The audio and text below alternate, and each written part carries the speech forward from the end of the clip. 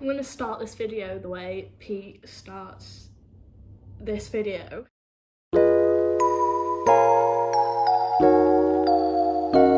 Yeah, as some of you may know, I am diagnosed with borderline personality disorder, or BPD. And I came across this video of Pete Davidson talking about his borderline personality disorder and mental health in general. And I just thought I'd give like a little reaction video to it and start some open conversations about BPD. I haven't posted about BPD on my channel in a while, and that is literally the reason that I made the channel in the first place. So I thought, let's take the opportunity to continue to shine some light on this mental illness, and yeah, just have an open discussion about it through the eyes of Pete Davidson. Big up Pete Davidson for being so open about this stuff and talking about it. I feel like he doesn't get enough credit for that, so yeah, just thanks Pete and big up. If you like the video, then please give it a like and a subscribe if you want to support me, and comment down below. Let's get some conversations going. Anyway, yeah, let's listen to Pete. As some of you may know, I was recently diagnosed with borderline personality disorder. It's been a roller coaster year for comedian Pete Davidson. Some people are sad. Some people gotta work and figure their stuff out. We're talking about borderline personality disorder, right. And you know, if you don't want to talk about it, tell me. But no, I can talk about it. Yeah. Of course you do, but how often do you still battle with depression? Oh, I'm always depressed all the time. I have to constantly bring myself out of it. Like, I wake up depressed, but like I'm like, okay, now I know my steps, because like you learn from real. Like, now I have to go outside and be in the sun for a little bit, or go for a walk, or like start the day this way. It's all just programming yourself to trick your brain, you know. Were you ever suicidal? Yeah, all the time. But I can't, because I got a mom and a sister and like a family. So like, I've always been suicidal, but I've never had like the balls, you know.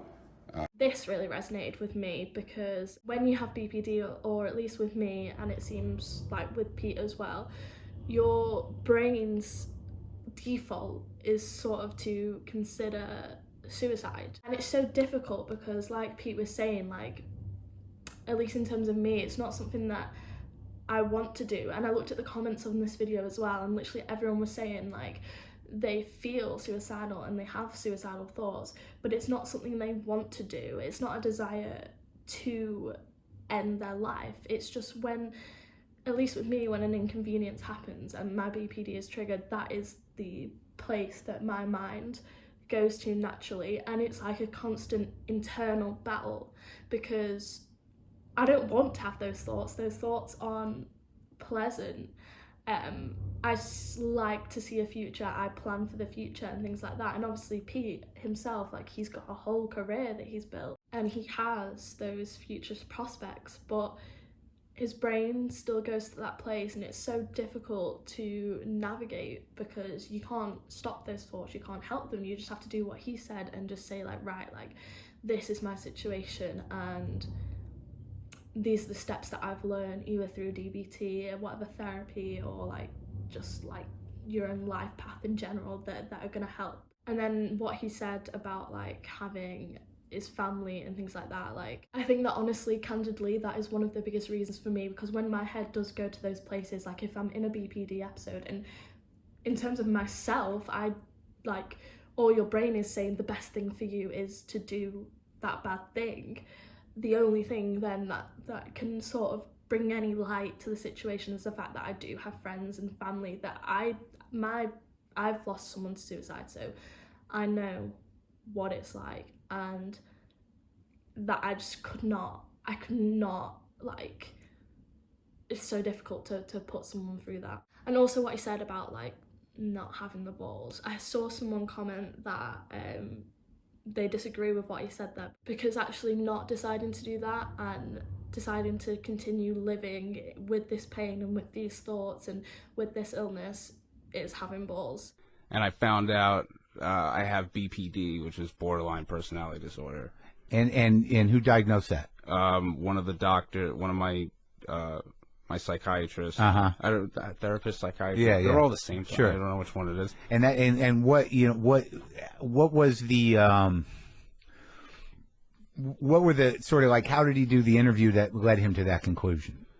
He was always saying like before this big meltdown happened, he was like, you're probably bipolar or borderline. We just kind of have to figure it out. And then after that started happening, he was like, you're borderline. This is what it is. Because you don't have prolonged depression. Yeah, she was like, I'm depressed all the time, but like, right.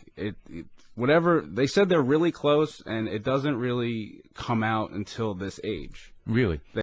Yes, that's another thing. So many people with BPD, I feel like especially like older people, because it's getting talked about a lot more in the media and stuff, get misdiagnosed with bipolar disorder, which is obviously really dangerous because they are different. Like fundamentally they are different. Like I do sometimes say to people, oh, I've got BPD, it's sort of like bipolar, but it's not. Like it's not at all. Like I don't know too much about bipolar myself, so I can't really say too much into it, but I do know with BPD, even though like Pete's saying that he's always depressed, we have like the ups and the downs and the mania and the depression, and we can have that within like 1 second. Like literally, like I can wake up and I can see the sun shining and I can be like, yes, like I am God, like I am the best person, and then literally like a friend could cancel on me and I'd just be like, wow, like death.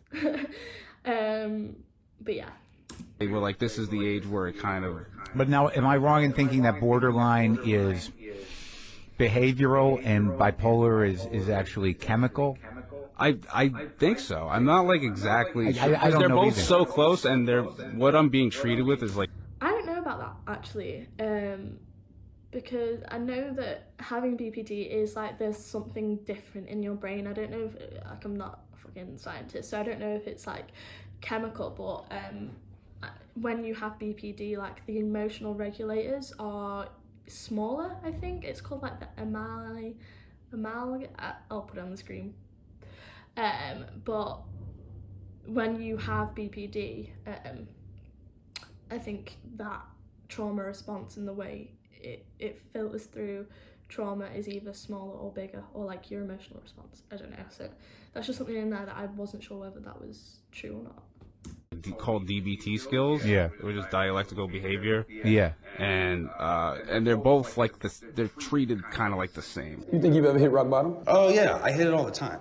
No, you don't, man. Well, Yeah. I can't tell you what you Well, do. my rock bottom Yeah. is when like people are scared of my life and I have to go away, and then I have to bring myself back up again. So like I think I've hit it a few times, and as long as you're around good supportive people, you should be able to, and then if you're strong enough, you'll be able to get out of it. What does that look like to you, though? What does rock bottom look like to Pete Davidson? It's usually like I'm doing a little too much shrooms and a little too much acid and just like having a little too much fun and not sleeping, not taking good care of myself. And then when you don't sleep and you have a mental illness and you're doing all this shit, it's just, I think what the lady, she called it rocket fuel. And you're taking your meds and all this mix of all this shit, you just go a little nuts. And I was on Accutane for a little bit, trying that shit. That shit made me nuts. So it's just, it's very manic and very sleepless. Like, so Pete just said then that he hits rock bottom all the time, and the interviewer like laughed at him and was like, no you don't. And I feel like people don't understand that with BPD, like, you do.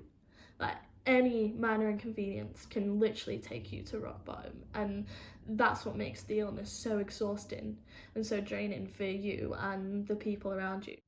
And it's so difficult to like deal with if you don't have the skills, because life is up and down all the time, and if you're someone with BPD and you can't deal with them ups and you can't deal with them those downs like the average person, each up and each down, or each disappointment, or each like intrusive thought or friend not picking up the phone is gonna take you down. And like Pete said, if you don't have that support and those people around you, like, you need to be careful, you're gonna hit rock bottom. And this is why people think we're dramatic and manipulative and untreatable and faking it, because it is such a roller coaster.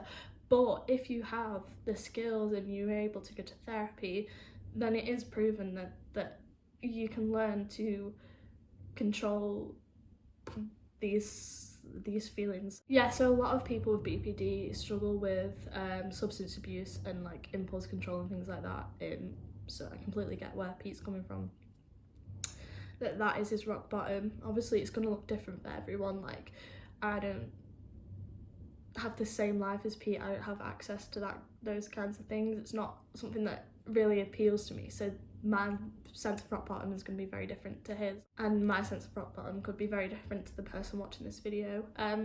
Just for me, it's probably, I'd say I hit rock bottom pretty much the other day, and it's just like when those suicidal thoughts come for me, and when I genuinely like struggle to see out of the pain that I'm feeling, and I just feel absolutely clouded over by pain and guilt, and I start doing things that I'm not proud of,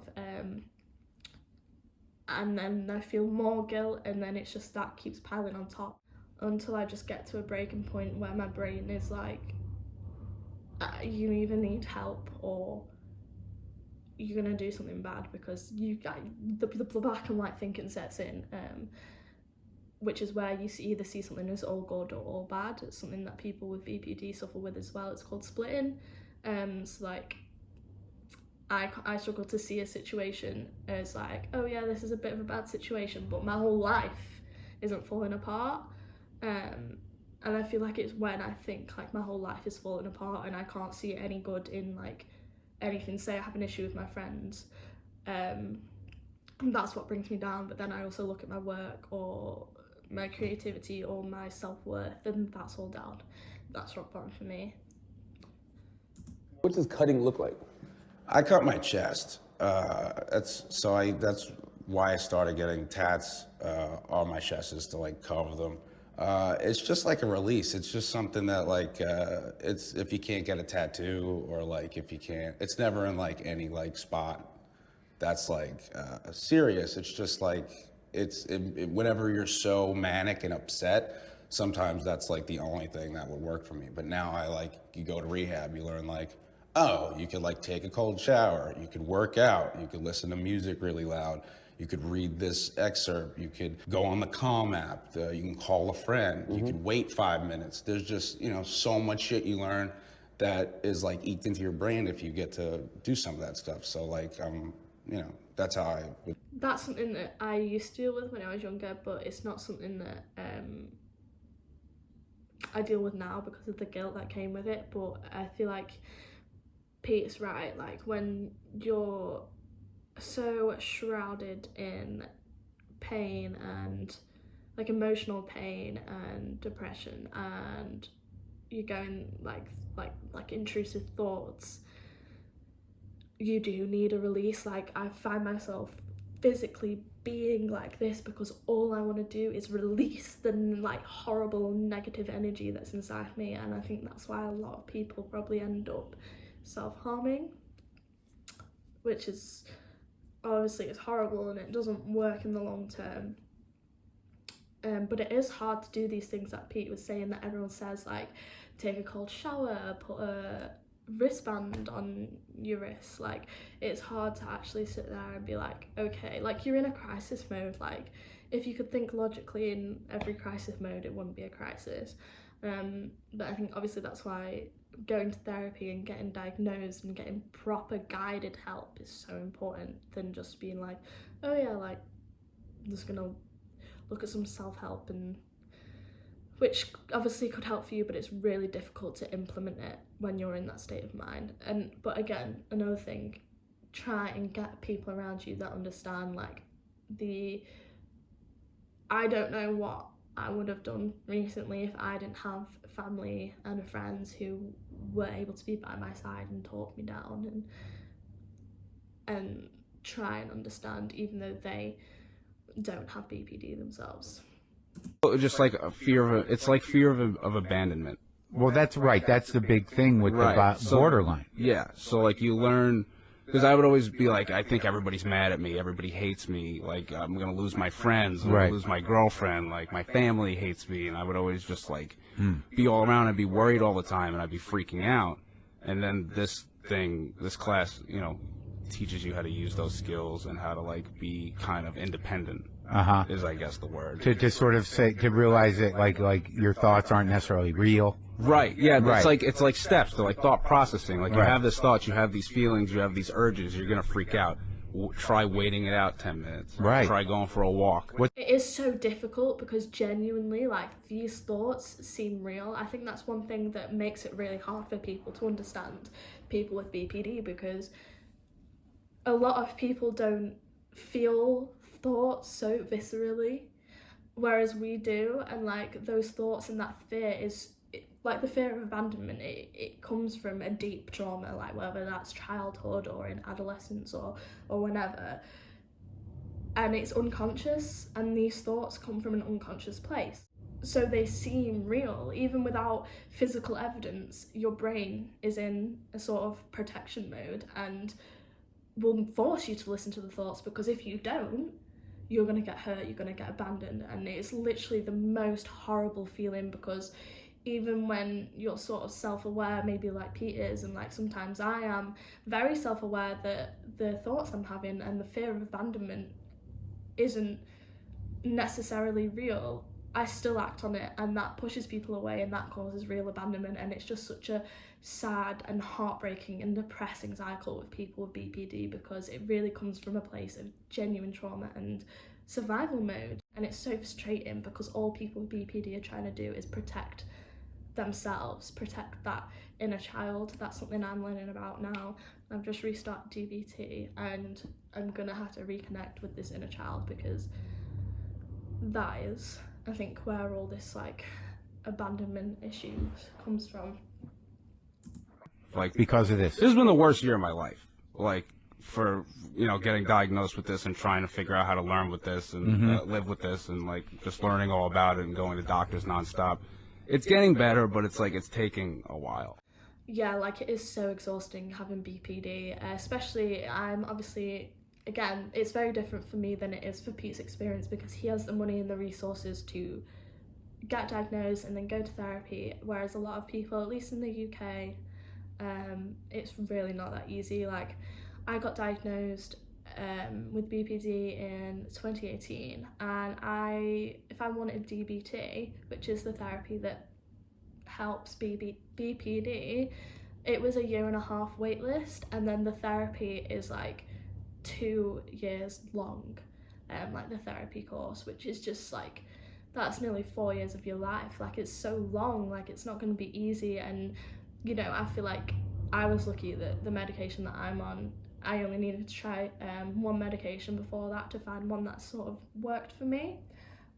Whereas some other people, like Pete was saying, I think he said he was on like antipsychotics or something like that. Like, I know a lot of people with it that have had to go from pillar to post with medication, and nothing's worked. It really is like such a helpless, or feels, at least as a sufferer, like such a helpless cycle, because you're already going through this inner cycle of feeling ashamed and the stigma, like internal stigma of having something like BPD, and then outwardly there's also the stigma from healthcare professionals and things like that, but also like the just lack of resources. Like, if you have BPD and you are at the point where you are looking to get help, like that is so amazing.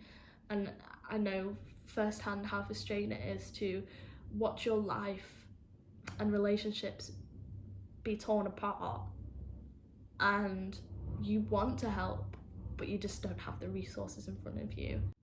Honestly, it's so upsetting and frustrating to see, not just on my behalf, but on everyone who suffers from this illness's behalf, because I genuinely would not wish it on anyone.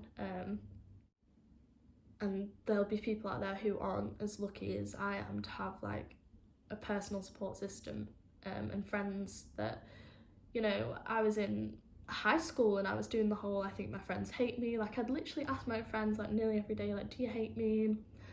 And that was obviously before I had any idea that there was anything going on in my head that was out of the ordinary. And somehow, no, but luckily some of them people are still friends with me today, and like obviously family is stuck by it. And you will find your people. If you are sitting watching this and you're feeling so alone, like, you will find your people. I'm quite lucky that I've got quite a few friends who have it. I mean, it's not a good thing, but it's really helpful to be able to reach out to those people. So even if you don't have people in your personal life, reach out to people on the internet and like message boards, I don't know, for people with BPD. Anyway, that is the end of the video. Again, big up Pete, because he has got a lot of stick for his mental health, and when he's suffered publicly. And the thing with BPD that people don't understand is that when you are in that state of mind, the boundaries go down and you aren't really in control or aware, but you are, but you're not, of the things that you're doing. And so just try and be understanding and try and stick by people and create healthy boundaries. And yeah, so thank you so much for watching.